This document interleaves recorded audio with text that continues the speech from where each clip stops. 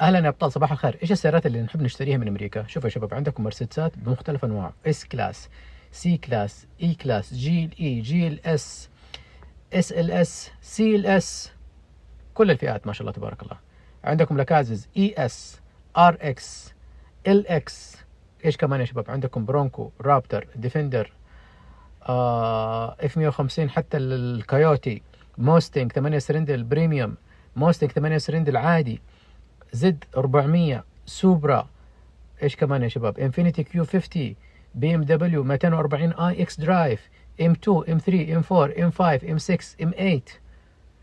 كل السيارات الجميله ما شاء الله تبارك الله يا شباب موجوده في مزادات امريكا، يعني بمعنى انه المزاد تدخل عليه يوميا في 162 الف سياره.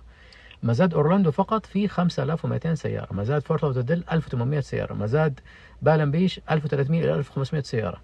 يا شباب ما شاء الله تبارك الله مزادات امريكا مره كثير. عندك 53 ولايه، وفي معظم الولايات في مزادات. عندكم مزادات في ريفرسايد كاليفورنيا، سان دييغو، عندكم في لاس فيغاس، عندكم في دالاس، عندكم في ناشفيل، عندكم في فلوريدا، فورت لودرديل، اورلاندو، تامبا، ويست بالم بيش. يا شباب ما شاء الله تبارك الله ديتونا. بلا مبالغه انا ولد امريكا، انا الحمد لله امريكي تمام، وخبرتي جامده جدا في امريكا. اي شيء تبغاه من امريكا اجيب لك يعني. ان شاء الله حتى الهامر الكهربائي، ان شاء الله حتى تسلا سايبر بيست موجوده في المزاد ب 80 الف دولار. ايش تبغى اكثر من كذا؟